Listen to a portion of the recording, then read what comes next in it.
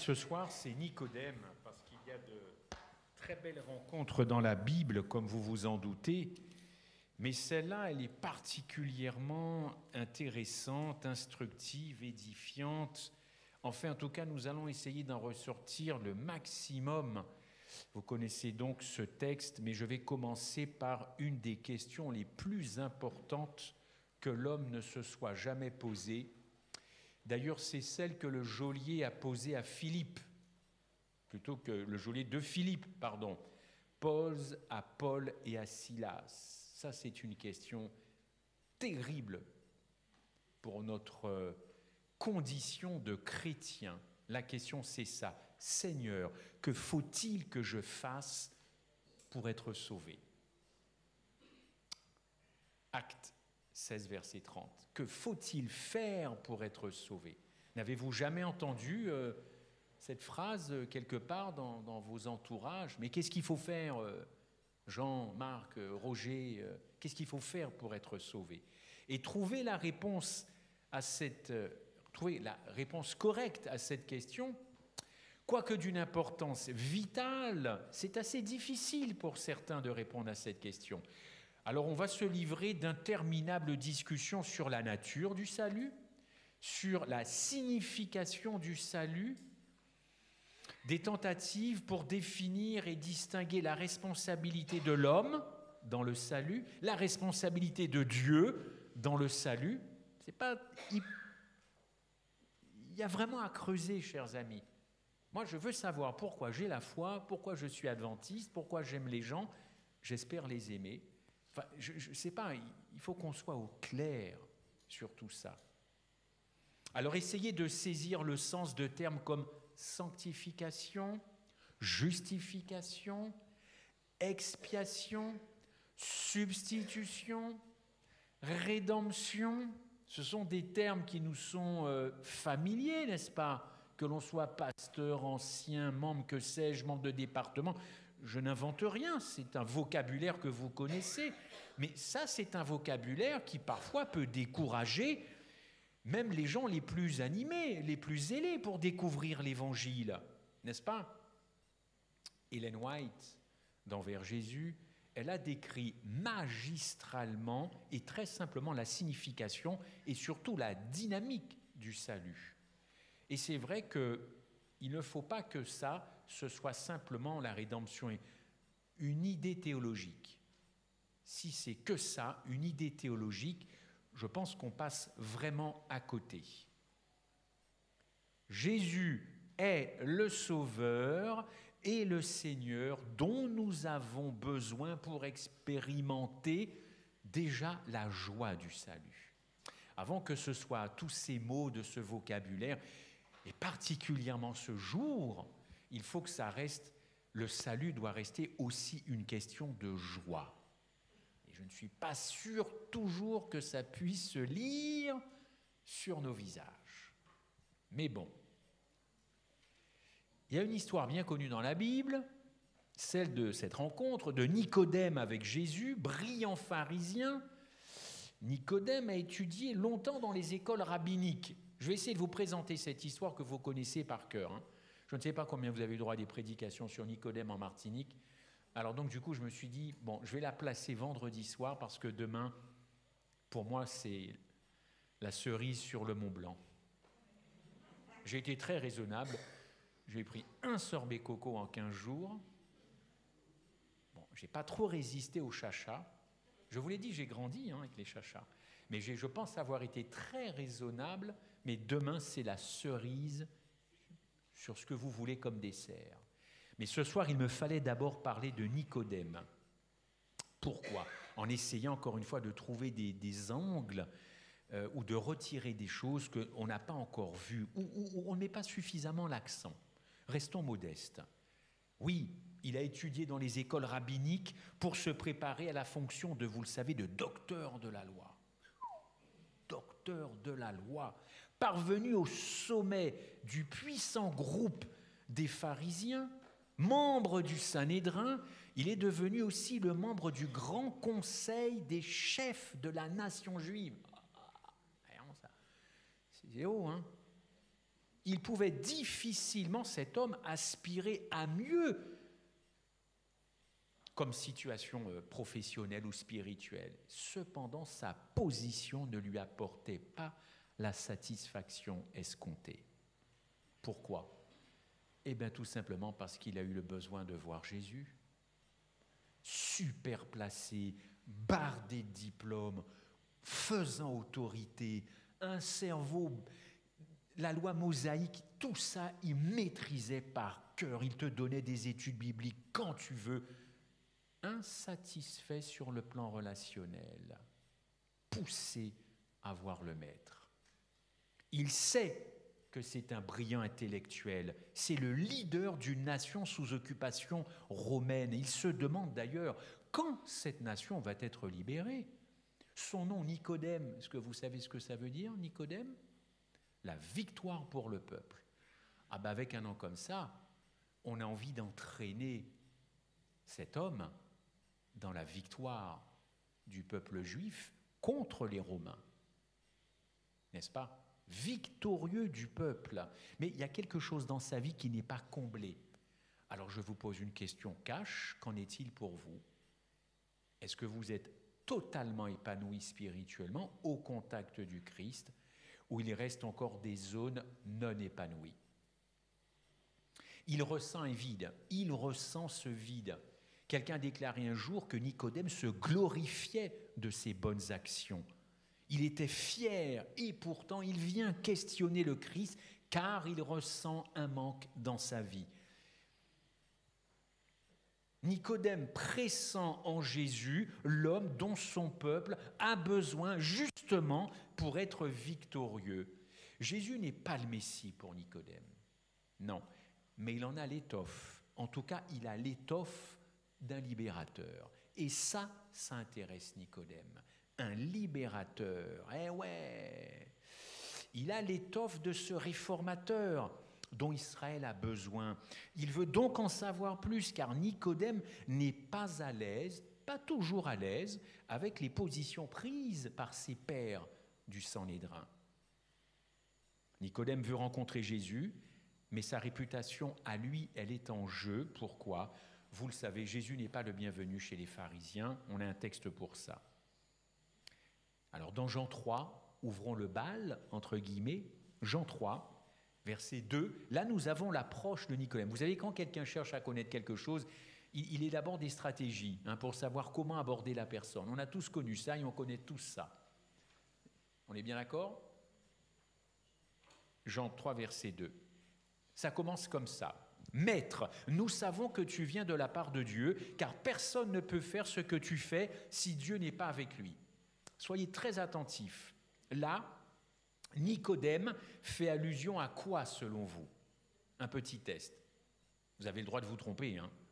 Il fait allusion à quoi quand il dit « Maître, nous savons que tu viens de la part de Dieu, car personne ne peut faire ce que tu fais, si ce n'est Dieu avec lui. » Les miracles. Voilà, le thaumaturge, Jésus le thaumaturge. Oui, il fait allusion au miracle. Et on voit que Nicodème, dans un premier temps, ne souhaite absolument pas personnaliser sa rencontre avec Jésus. C'est très important, c'est des petits détails qui comptent. Nous savons, pas je sais, nous savons. Il personnalise le truc, pourquoi ? Parce que dans Jean 2, 23, vous le savez, on sait que plusieurs crurent dans le nom de Christ. Et il en faisait partie. Mais pour l'instant, il ne personnalise pas cette rencontre, n'est-ce pas ? Nous savons effectivement que tu fais des choses, si Dieu n'était pas avec toi, ça ne marcherait pas. Alors notre foi est-elle personnelle ou par procuration ? Tant de chrétiens vivent leur foi par procuration, n'est-ce pas ? Ils n'ont pas encore fait cette rencontre personnelle. Et je me rappelle, il y a très très très longtemps, j'ai rencontré une personne sur un banc dans une église et qui m'a dit, on discutait, et qui m'a dit, à ce stade, je n'ai toujours pas rencontré le Seigneur dans ma vie. Et cette personne était là dans l'église depuis quand même un bon paquet d'années. Et donc moi qui revenais à l'évangile, je trouvais étrange que quelqu'un qui a plus d'ancienneté que moi eh bien, n'est pas cette relation personnelle. Ça m'a chiffonné pour cette personne, vraiment chiffonné. Je n'ai pas rencontré le Christ.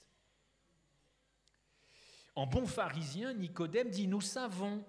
Alors, encore une fois, pourquoi est-il si péremptoire ? Nous savons, vous l'avez à l'écran.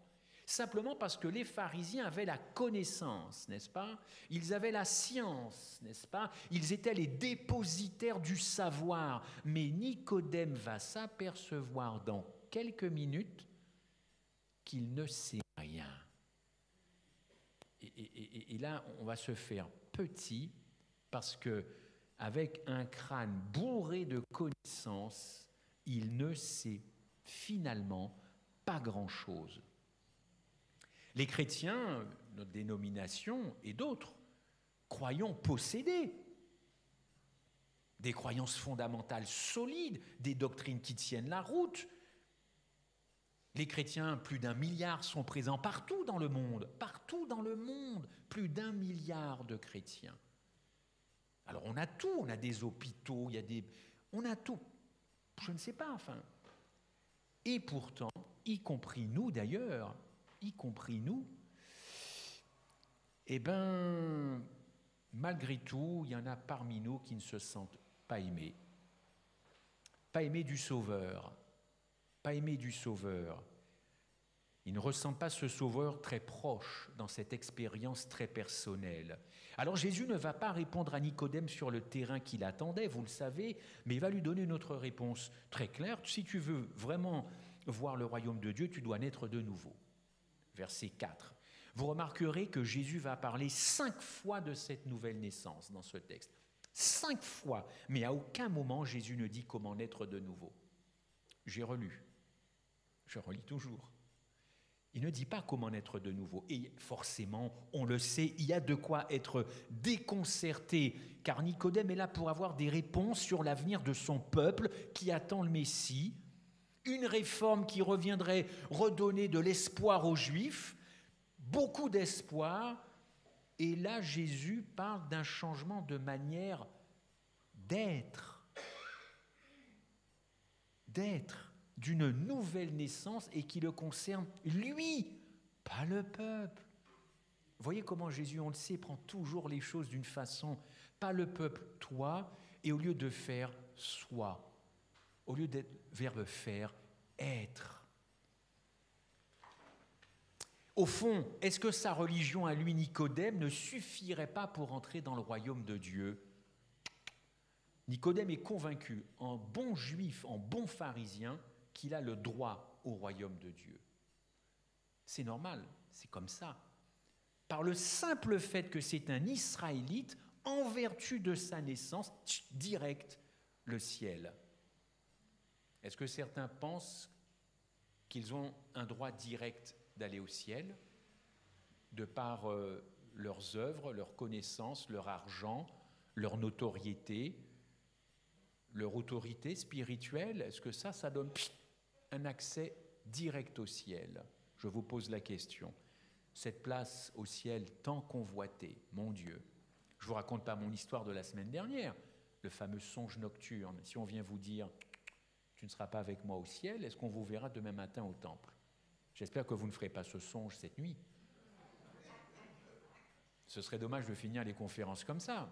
Si vous êtes visité et qu'il n'y a pas de ciel pour vous, venez quand même demain. Mais ça pose question. Ce ciel tant convoité, d'ailleurs pour beaucoup, pour fuir les problèmes de la terre. Très mauvaise motivation à envoyer au ciel. Reviens Seigneur, parce qu'ici ça craint. Non, si je reviens, c'est pas parce que ça craint. Je reviens chercher une épouse, les amis. Relisons tous Apocalypse. Je ne vais pas revenir parce que Trump est en train de peut-être mettre la fin à la guerre à l'Ukraine. Je ne vais pas revenir parce que la vie est chère ici. Je ne vais pas revenir parce qu'il y a une guerre qui a éclaté. Non. Si vous croyez que Jésus va revenir, s'il revient pour mettre un terme à la misère sur le monde, je ne sais pas quel évangile vous avez dans votre Bible ou que vous partagez. Jésus revient chercher une épouse. C'est tout, hein. Alors évidemment, son retour met fin à tout ce que nous vivons, mais c'est surtout une épouse qu'il vient chercher. En tant que bon pharisien, Nicodème pense que le salut dépend de ses efforts pour respecter les préceptes divins. Il n'est pas très très loin du jeune homme riche de Marc 10 d'ailleurs, hein, en fin de compte qui lui a tout observé mais qui repart perdu. Il observe tout mais il repart perdu. Alors affirmer que lui, il n'est pas en état d'entrer dans le royaume de Dieu alors qu'il croyait déjà l'être, c'est un non-sens de la part de Jésus selon Nicodème. Car beaucoup, encore une fois, de chrétiens se rassurent sur leur longévité dans l'Église et pourtant ils éprouvent un manque. Bon, vous connaissez cette fameuse phrase « Je suis né dans l'Église ». J'ai rien contre. Mais encore une fois, si vous étiez né dans un avion, est-ce que ça ferait de vous un pilote de ligne ? Bon, j'ai rien contre ça, mais moi, ça me renvoie à l'idée que c'est ta longévité qui te donne un accès à certaines choses. Ou ton hérédité. Je suis la 14e famille adventiste ou baptiste ou anabaptiste. Bon, ok, c'est, sur le papier, ça fait même pas mal d'années, mais qu'est-ce que ça donne ? C'est la fidélité qui compte. Fidélité à l'Église ou à Christ ? Et pourtant, vous entendez bien être fidèle à votre Église. Ah ouais, bien sûr, c'est normal, il n'y a pas de souci. Il n'y a pas de souci. Et encore, il y a ce manque parfois, chez certains, comme des frustrations, comme un mal-être, ne pas se sentir totalement aimé, totalement accepté, totalement compris. Et puis ceux qui pensent encore aujourd'hui, en 2025, qu'il faut qu'ils fassent leur part dans le salut. Moi, je lutterai jusqu'à la fin sur ça. Dieu a fait sa part, je vais faire la mienne. Moi, quand je lis encore une fois, quand Jésus dit « tout est accompli », je ne vois pas où est ma part. Parce que si vous comptez faire votre part, vous devenez des co-rédempteurs. Alors, on a suffisamment cassé les pieds aux catholiques romains, hein, parce qu'ils veulent faire de Marie une co-rédemptrice. On fait la même chose si vous sentez que vous devez faire votre part. La part de Dieu plus votre part, excusez-moi, mais vous êtes des co-rédempteurs dans votre salut. Désolé, c'est la conséquence. Et ça voudrait dire au fond que si vous ne faites pas votre part, ça veut dire que celle de Jésus est insuffisante pour vous sauver. Et c'est ça que ça veut dire. Si tu ne fais pas ta part, la part de Jésus a été insuffisante, ma sœur, pour te sauver. Mais qui c'est qui va croire ça ? Réfléchissez. Bon, ça s'appelle l'arminianisme. Votre pasteur vous en parlera sûrement. Jacob Arminius, l'arminianisme. C'est intéressant parce que c'est ça, c'est Dieu a fait sa part, je fais la mienne. C'est rentré dans tout le christianisme maintenant. C'est une phrase qui est terrible pour le ciel, hein, parce que Jésus entend cette phrase. Alors il se demande qu'est-ce qu'il a fait à Golgotha. Est-ce que Jésus ne se serait pas trompé quand il a dit « tout est accompli » ? Je pense qu'il faut réécrire la Bible et dire simplement, de faire dire à Jésus, bon, moi j'ai fait ma part, à vous de faire la vôtre. Ce n'est pas dans ma Bible Summer, hein, je vous le dis tout de suite. Cette façon de voir le salut, encore une fois, elle est curieuse parce que Paul nous dit en Romains 3,10, il n'y a pas un juste, pas même un seul. Alors, donc, nous serions des non-justes faisant notre part pour nous sauver. Ouais, mais alors là, ça remet en cause beaucoup de choses, chers amis. Non, cette nouvelle naissance paraît à Nicodème totalement utopique, impossible physiquement. D'ailleurs, remarquez l'analogie avec la naissance qu'utilise Jésus. Que veut dire Jésus ? Simplement que nous ne jouons aucun rôle dans notre naissance physique. Vous me suivez ? Quand je suis né, je n'ai pas du tout participé à ma naissance physique. Si je vous pose la question ici, est-ce que quelqu'un a participé à sa naissance physique ? Ça te fait rire, mais personne ne va lever la main. On a compté sur les efforts des autres. Le gynéco, la sage-femme, surtout maman, et papa s'il est là. Enfin, en général, ils sont là maintenant, les papas. Mais depuis quand vous participez à votre propre naissance physique ? Moi, je n'ai rien fait. Pour vous, je ne sais pas, mais moi, je compte. Enfin, ma maman et moi, on comptait sur les autres, les efforts des autres. Nous étions dépendants des efforts et des gestes médicaux accomplis donc à ce moment-là. Chers amis, personne ne collabore à sa propre naissance physique. Mais alors du coup, qu'en est-il de la naissance spirituelle? Car on y est là. Qu'en est-il du baptême de l'Esprit? Est-ce qu'il existe un manuel en 10 leçons sur la naissance spirituelle? Un manuel pour savoir comment naître d'en haut? Moi, je n'ai pas trouvé, je suis lecteur, je n'ai pas trouvé encore un manuel. 10 leçons pour naître d'en haut. Disons-le d'emblée, cette nouvelle naissance, cette sanctification, je vais lâcher le mot, est réalisée sans le concours de l'homme. Ça, c'est une œuvre divine. Et Nicodème est là pour apprendre cela. Lui, l'érudit, l'intellectuel tourmenté. Je reviendrai sur mon affirmation que la nouvelle naissance, qu'on dit aussi dans nos rangs la régénération, se fait sans le concours de l'homme. Jésus connaissait les pensées de Nicodème, car les rabbins étaient dans leur monde, ils étaient dans leur bulle de certitude, d'hypocrisie. Nicodème, lui, pensait, encore une fois, légitimement gagner, entre guillemets, le royaume de Dieu, et là, patatras, tout s'écroule. Comme si Jésus venait vous dire ce soir, je ne vous ai jamais connu, retirez-vous de moi, vous qui commettez l'iniquité. Comment peut-il nous dire ça à nous, Jésus? Vous l'avez compris, la régénération ne vient pas de la chair, parce que ça ne produit rien de bon, ça. Ça ne produit rien de bon. La chair ne produit que la chair, c'est-à-dire des œuvres mortes, c'est-à-dire des œuvres polluées par l'égocentrisme, l'égoïsme, les intérêts, les petits calculs, les arrière-pensées, les retours sur investissement. Cette nouvelle naissance ne peut se produire que par la volonté de Dieu.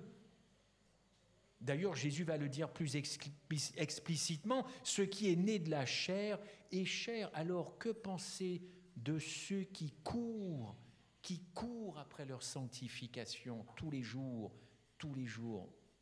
Ils courent. Que peut-il sortir de bon de cette chair pécheresse? Rien de bon, nous apprend l'Évangile et surtout l'apôtre Paul. D'ailleurs, Paul va même rajouter en Éphésiens 4, 18, ils ont l'intelligence, il parle de nous, ils ont l'intelligence obscurcie, ils sont étrangers à la vie de Dieu, Éphésiens 4, 18, à cause de l'ignorance qui est en eux, à cause de l'endurcissement de leur cœur. Ceux qui sont nés de l'Esprit, ce sont ceux qui sont à Jésus, et ceux qui sont à Jésus sont ceux qui ont crucifié, c'est un terme de l'apôtre Paul qu'il faut expliquer aux gens, n'est-ce pas? Crucifié, liquider la chair, Galates 5, 24 le dit très bien, ceux qui sont à Jésus ont crucifié la chair avec ses passions. Qu'est-ce que ça veut dire crucifier aujourd'hui? Les gens le savent, on ne crucifie plus personne. Pourquoi l'apôtre Paul va jusqu'à dire crucifier ceux qui sont à Jésus? En grec, c'est le mot storou, crucifié, storou, et qui veut dire métaphoriquement détruire quoi? Le pouvoir de la chair, détruire le pouvoir de la chair. Et storou vient du mot storos, qui, comme par hasard en grec, veut dire la croix. Voyez un peu? Comme par hasard. Alors crucifié, si vous aviez une définition à donner, elle est propre, elle est à vous. Moi, j'aime celle-ci, renoncer à soi-même. Renoncer à soi-même. Ça ne veut pas dire renoncer à un travail, il y a une maison, un boulot, une épouse, un époux. C'est pas ça. C'est pas ça. C'est en finir définitivement avec mon égoïsme, mon égocentrisme, la haute idée que je me fais de moi-même comme Nicodème.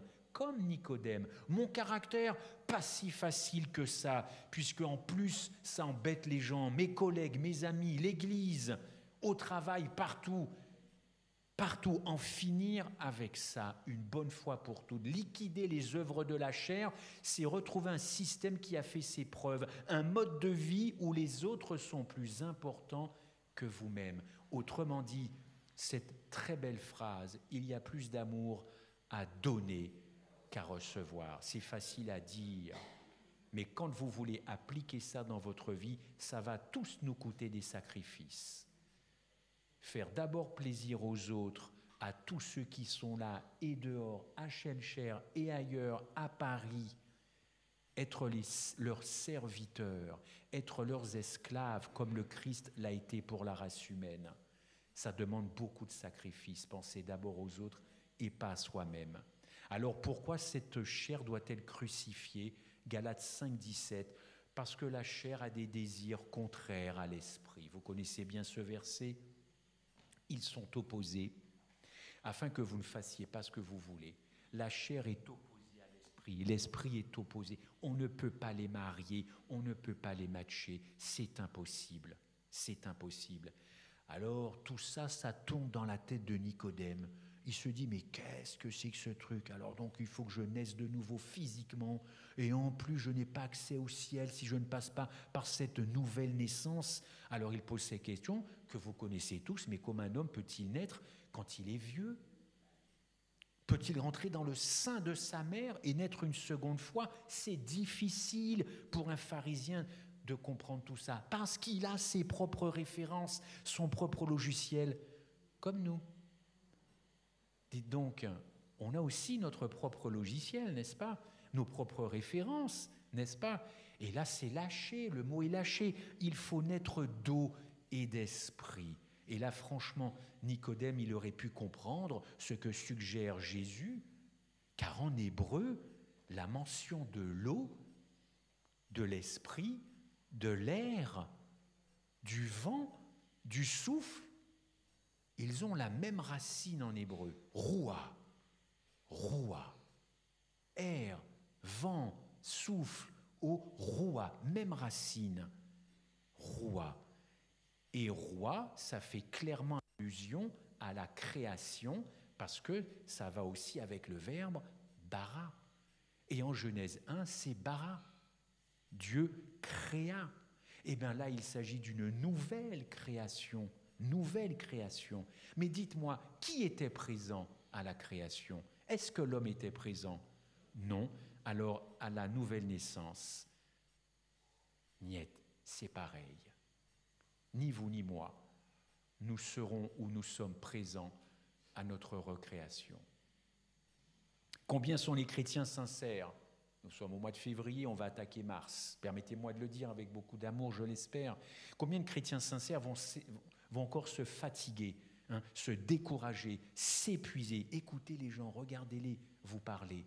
Tendez l'oreille, ils sont fatigués, ils sont épuisés, ils n'en peuvent plus. Ils vont courir pour faire des efforts, pour faire... Je ne dis pas qu'en soi ce n'est pas bien, mais attention aux objectifs que vous vous fixez. On appelle ça la sanctification chez nous. Il ne faut pas avoir peur de ce mot. Et j'ai tout à fait conscience que sans la sanctification, personne n'ira au ciel.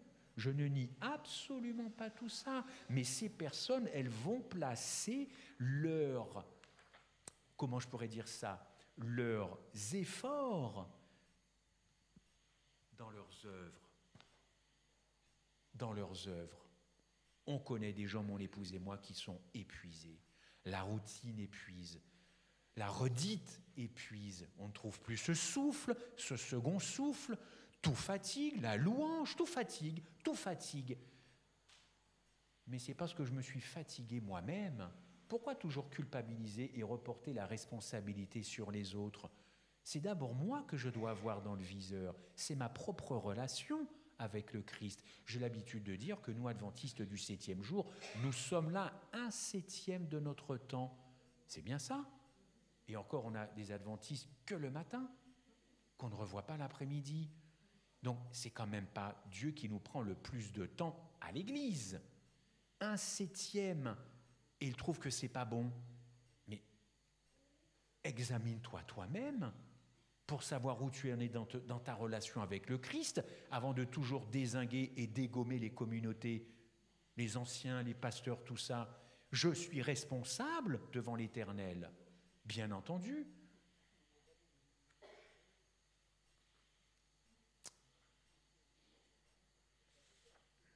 Cette nouvelle naissance n'est pas un acte humain, mais c'est un acte divin. Et ils vont placer encore une fois, ces gens-là, toute leur puissance sur leurs propres efforts. Et je peux vous assurer que ça va les fatiguer, et on va finir par les perdre, Nicodème et ses amis savent très bien ce qu'est une loi. Ils en ont créé des centaines. On ne va quand même pas nous leur apprendre ce que c'est qu'une loi. Ils en ont créé, et combien sur le sabbat?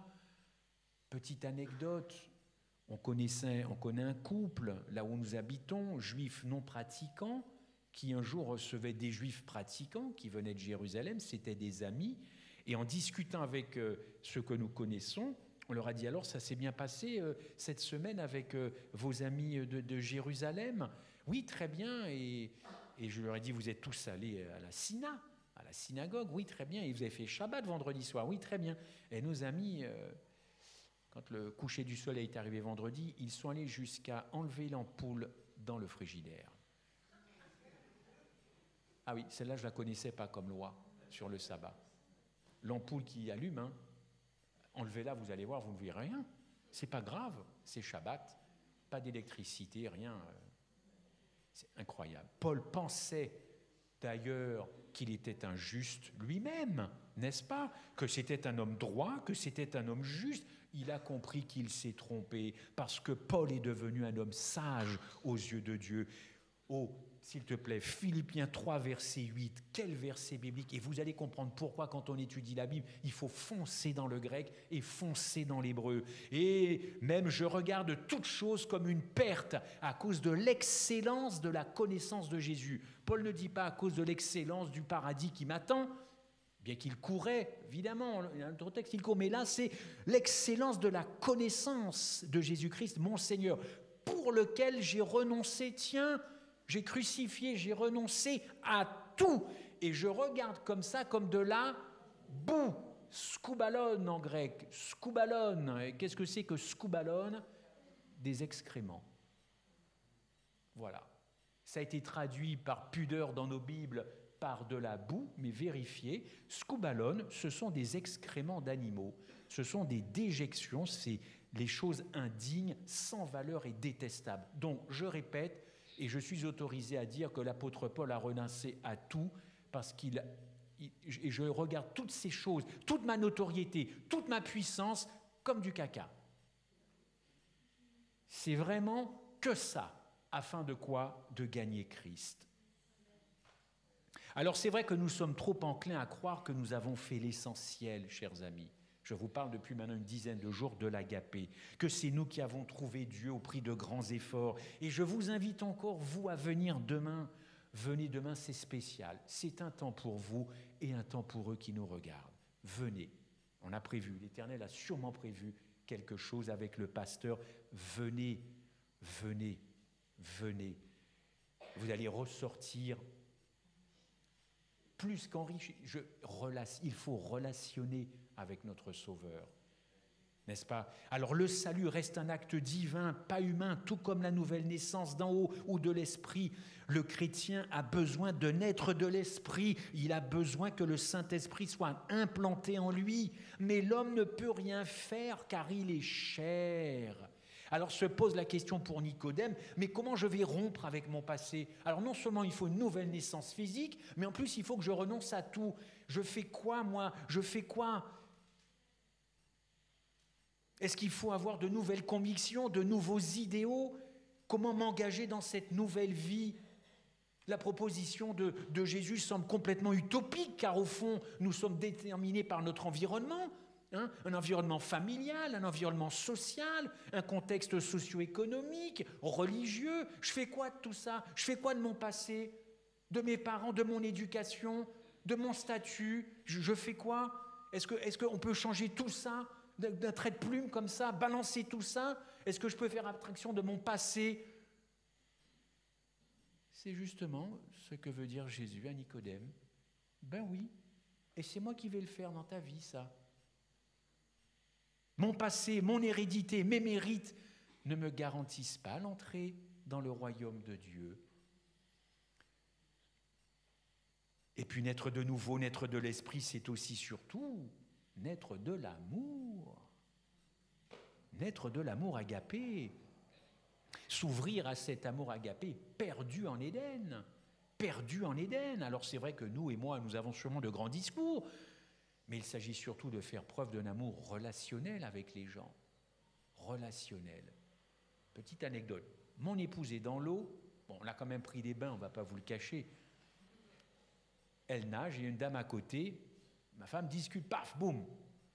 Comment allez-vous, tout ça? J'étais pas là, j'étais loin. C'était une évangélique, c'est ça? Grosse discussion et tout. Et puis, ma femme revient sur la plage et tout, on discute.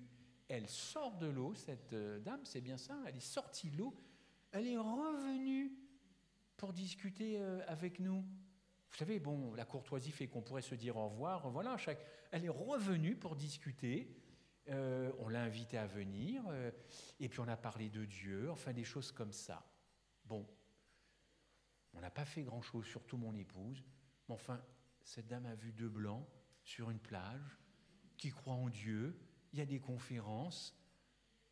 Nous, les visages pâles, sont tellement réfractaires à Dieu, tellement réfractaires qu'elle a dû se dire « Waouh, ben, je vais aller discuter avec eux. » Tellement réfractaires, tellement réfractaires. La guerre de l'agapé, vous le savez, a commencé au ciel, je l'ai dit, et cette guerre se poursuit dans notre cœur. Et c'est là le grand rendez-vous de la fin des temps. Ne vous y trompez pas. Ne vous y trompez pas. Alors aveuglé qu'il est par son système de pensée, Nicodème a de grandes connaissances. La religion, c'est sa spécialité. Il se distingue par ses connaissances et doctrines. Il lui manque l'essentiel. Il n'a pas compris que la vie spirituelle ne dépend pas des connaissances sur Dieu. Il n'a pas encore découvert l'essentiel. L'essentiel. Alors moi, je suis très surpris, je dois l'avouer, parce que Nicodème, qui connaît quand même bien la Torah, je ne comprends pas qu'il n'ait pas pensé à ce texte qu'on peut projeter. Oui, salut Nico. Ézéchiel 36, 25. Un peu de familiarité avec cet homme, on aura l'occasion de discuter, j'espère, au ciel. Ézéchiel 36, 25. Écoutez, lisez ça s'il vous plaît. Je ne comprends pas que Nicodème n'y ait pas pensé. Parole de l'Éternel. Je vous retirerai d'entre les nations, je vous rassemblerai de tous les pays et je vous ramènerai dans votre pays. Je répandrai sur vous une eau pure, pure, n'oubliez pas, eau pure, et vous serez purifiés. Je vous purifierai de toutes vos souillures et de toutes vos idoles. Je vous donnerai un cœur nouveau et je mettrai en vous un esprit nouveau, tiens, j'ôterai de votre corps le cœur de pierre et je vous donnerai un cœur de chair. Combien de fois il y a la première personne du singulier dans ce texte? Ça vous a jamais interpellé? Vous pouvez compter, on a le temps. On est là jusqu'à demain matin.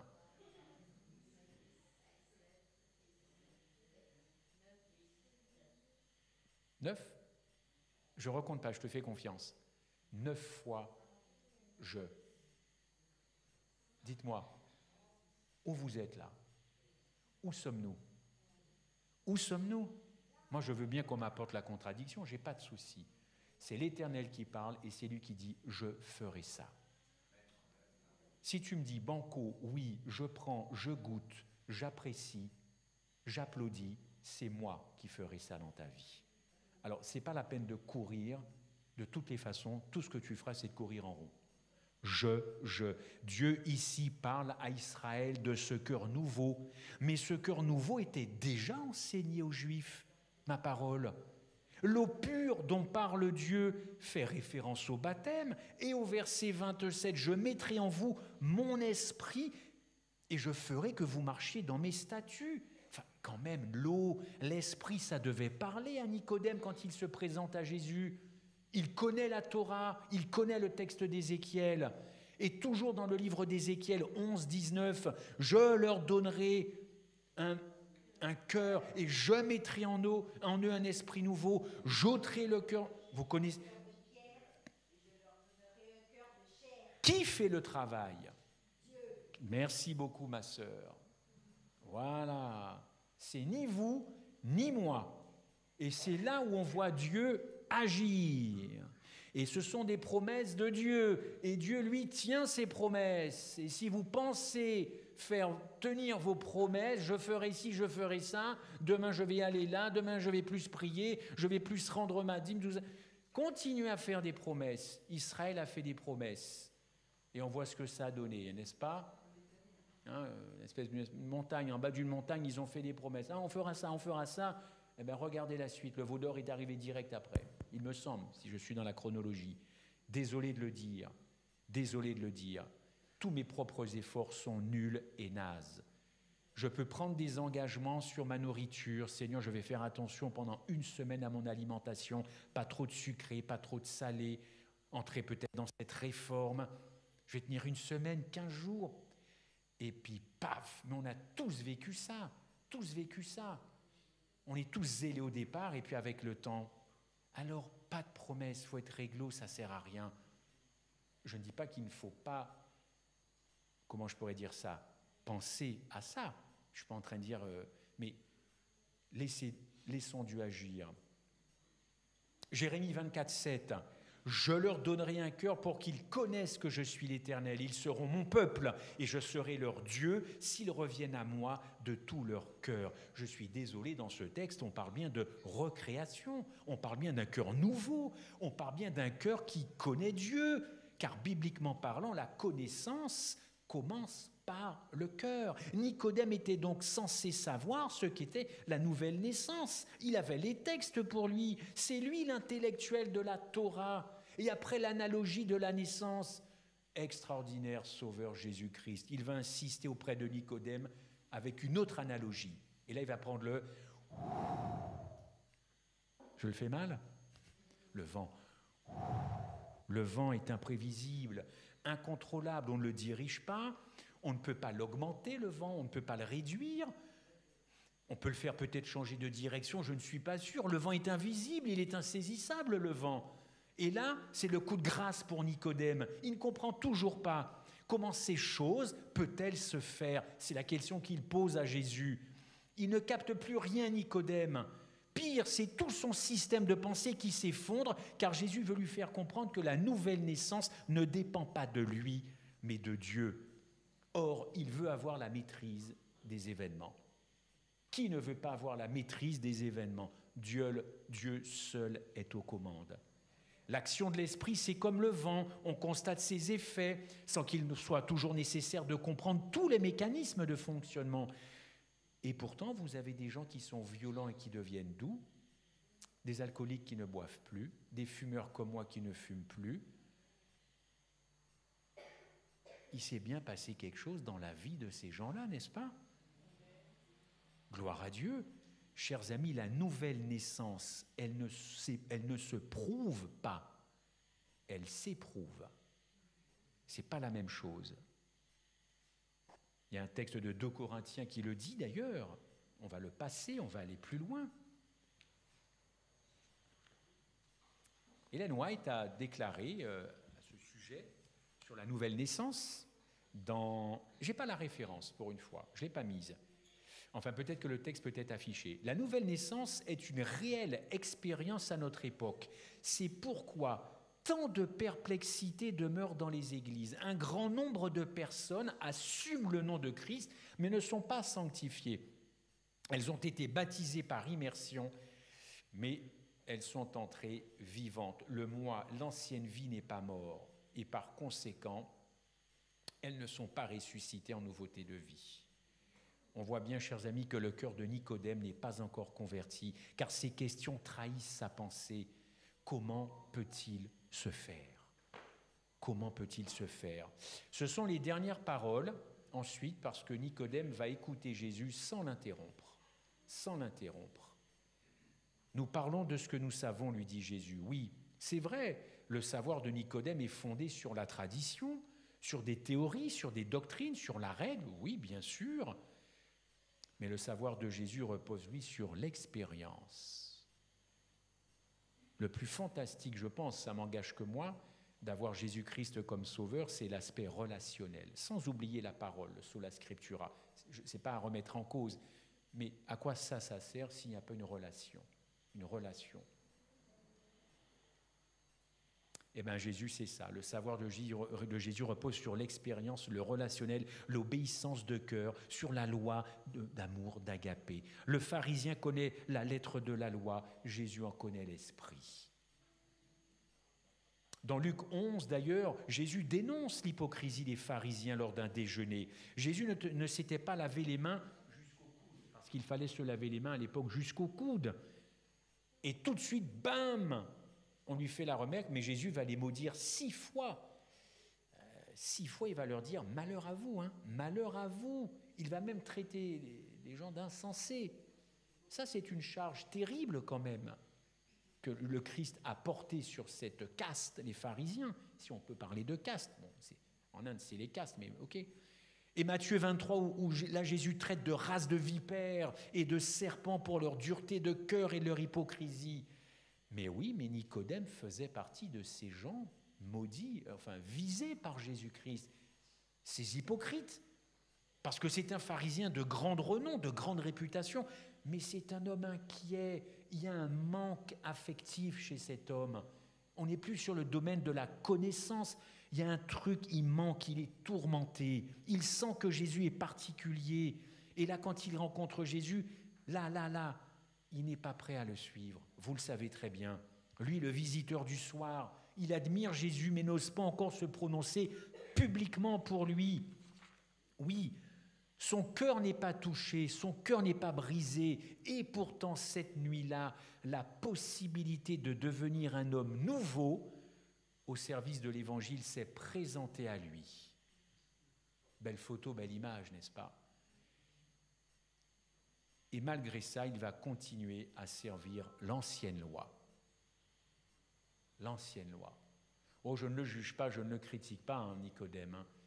Je cherche à comprendre pas la complexité, mais tous les tenants et les aboutissants de cette rencontre. Ce n'est plus tard, quand les hauts dignitaires du Sanhédrin voudront en finir avec Jésus, que là, il prendra position publiquement. Il va se risquer à défendre Jésus-Christ. En Jean 7, 51, il évoque la loi. Lui, le juriste, il évoque la loi pour défendre Jésus. N'est-ce pas? Il va dire, notre loi condamne-t-elle un homme sans l'avoir entendu et sans savoir ce qu'il a fait? C'était quand même assez gonflé de sa part. Osé, il rappelle la loi à des spécialistes de la loi. Fallait le faire quand même. Il s'est exposé. D'ailleurs, il est tout de suite questionné pour savoir si lui aussi il a été séduit. Malin le pharisien, il a senti quand même le petit Nicodème en train de leur échapper. Tu n'aurais pas été séduit aussi par ce Jésus? Enfin, la troisième fois où il apparaît dans la Bible, c'est quand il apporte des aromates, vous le savez, pour embaumer le corps de Christ. En Jean 19, 3 fois, cet homme apparaît dans le texte biblique. 3 ans se sont écoulés entre la visite nocturne et la crucifixion, où là, il va manifester publiquement son attachement. Son attachement. Là, son cœur est converti. Voyez, là, son cœur n'est pas converti, mais il fallait passer par là. 3 ans après, 3 ans, son cœur est touché. Il va faire quelque chose, vous le savez. Les paroles de Jésus, il faut que le Fils de l'homme soit élevé afin que quiconque croit ont dû résonner dans sa tête et dans son cœur. Ou encore ces paroles, quand j'aurais été élevé, j'attirerai Nicodème à moi. Je t'attirerai, Nicodème. Ça a dû mouliner. Il est enfin attiré par la croix. C'est long, hein, mais que Dieu est patient. Alors vous le savez, Nicodème va demander de se charger du corps de Jésus avec Joseph d'Arimathée comme un ultime hommage à celui qu'il avait suivi de loin. Il couvrira de baume les plaies qu'il avait aussi contribué à causer à Christ à cause de sa lâcheté. Même si à la fin, il s'est désolidarisé, vous le savez, des décisions du Sanhédrin vis-à-vis de Jésus. Chers amis, cette nouvelle naissance ne peut pas ne peut avoir lieu que si nous acceptons d'être dépouillés de nous-mêmes. Comme Paul le dit en Philippiens 2, 5, 7, notre cœur doit céder. Ce cœur qui est une forteresse, une véritable forteresse. Ayez en vous les sentiments, c'est presque mon dernier texte, vous le connaissez par cœur, toujours Paul, décidément. Ayez en vous les sentiments qui étaient en Christ, lequel existant en forme de Dieu n'a pas regardé, et bien comme une proie arrachée d'être égal avec Dieu, mais s'est dépouillé.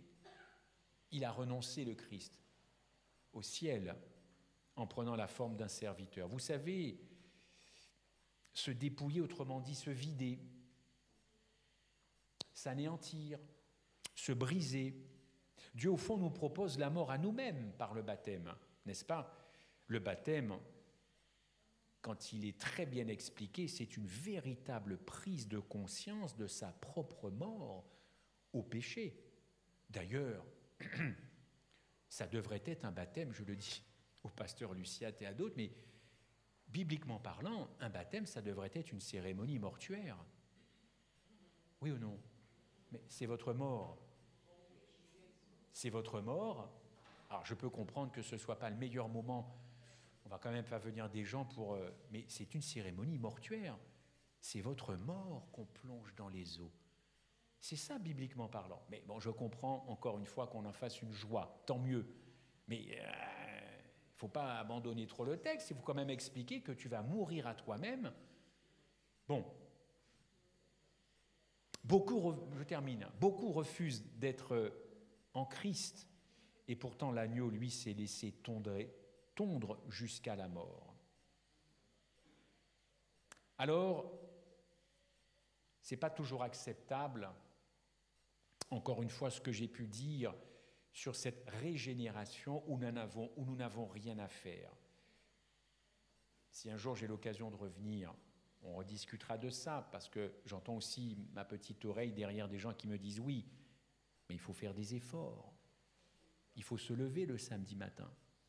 Il faut ouvrir sa Bible dans la semaine pour faire l'école du sabbat. Il faut ça, il faut ça. » J'entends bien tout ça. Après tous les efforts que j'ai faits, je mérite bien le ciel. Non? Avec tous les efforts que j'ai faits, je mérite bien le... J'en ai bavé pour accepter Dieu dans ma vie. Ah, j'en ai bavé. J'ai même perdu toute ma famille. J'ai bien droit quand même à un petit coin là-haut, hein. Quand même, petite récompense. Moi, ça fait 50 ans que je sers l'Éternel. Je mérite bien la vie éternelle quand même. Cette nouvelle naissance, qui est une expérience, c'est aussi une affaire de statut. On passe de celui d'incroyant à celui de croyant. Du coup, on est justifié, mais être baptisé du Saint-Esprit, c'est autre chose. Oui ou non? Je pense que c'est autre chose. Le travail effectué dans la vie du croyant n'est pas réalisé par le croyant, non.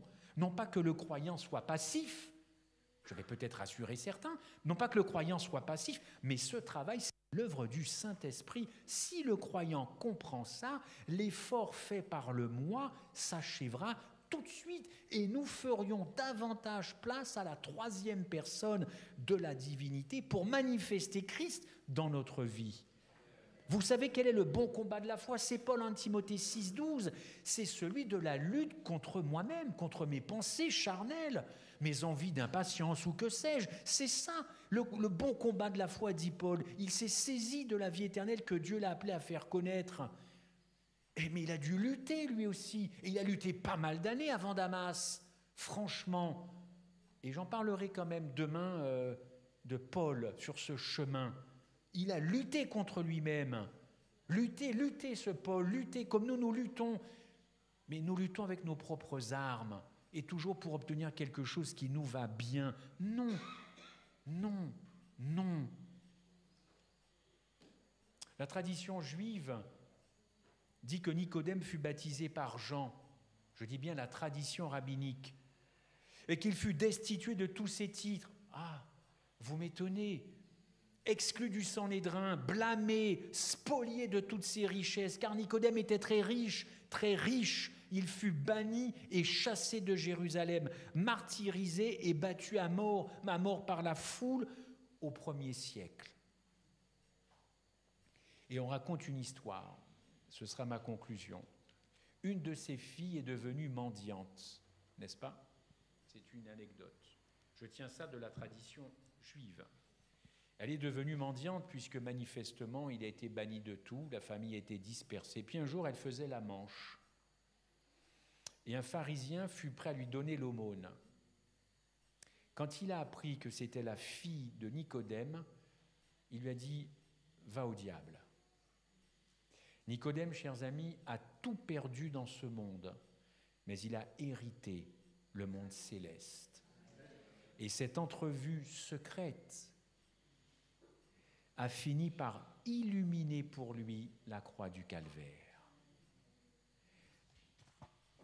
Gardons ces rendez-vous secrets, nocturnes, diurnes, mais ayons cette relation et ne courons pas après des choses que Dieu nous a déjà données dans notre vie. Gardons le bon cap. Amen. Nous arrivons presque au terme, encore une fois, de cette série sur l'amour agapé. En accord avec votre pasteur, je vais vous demander de faire quelque chose, mais surtout d'être.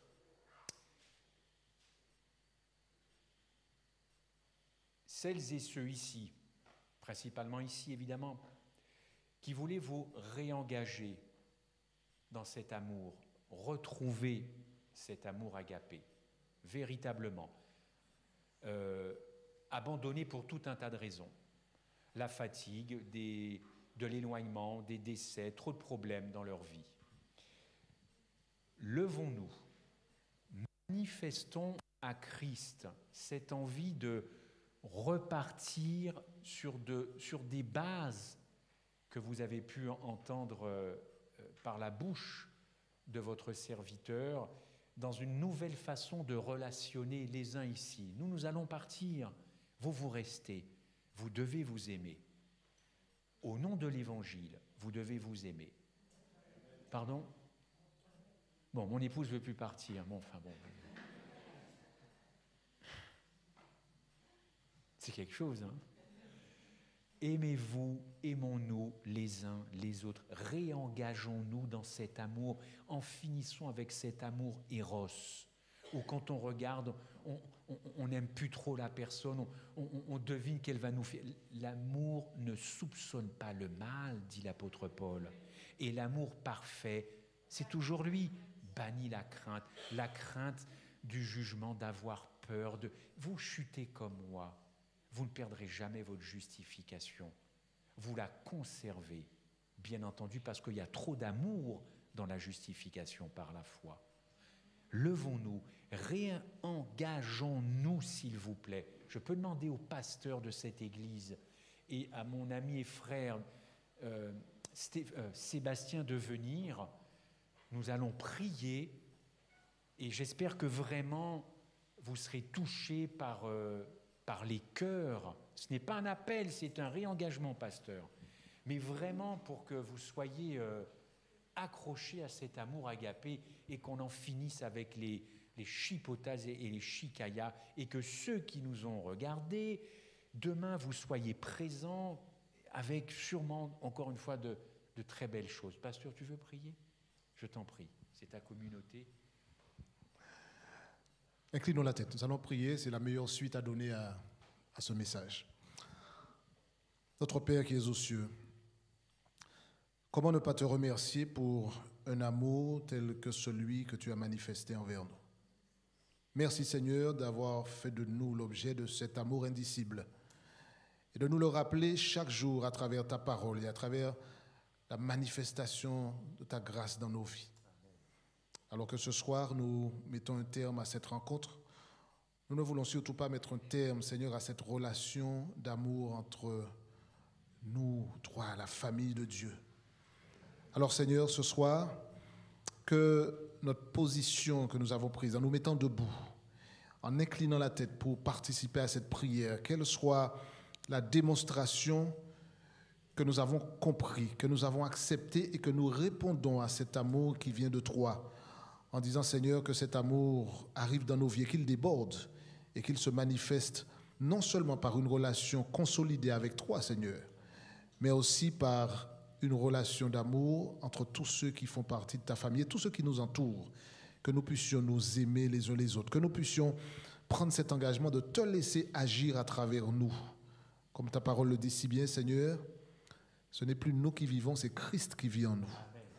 Alors vis en nous et que ta présence dans nos vies puisse être un témoignage pour tous ceux qui nous regardent et qui voient que nous nous pardonnons comme Jésus nous a pardonné, que nous nous aimons. Jésus nous a aimés, nous ne pouvons qu'aimer les autres. Donne-nous de démontrer, Seigneur, que ton esprit nous dirige et que notre relation avec toi n'est pas simplement un alignement de mots, des phrases, mais que c'est une réalité, Seigneur.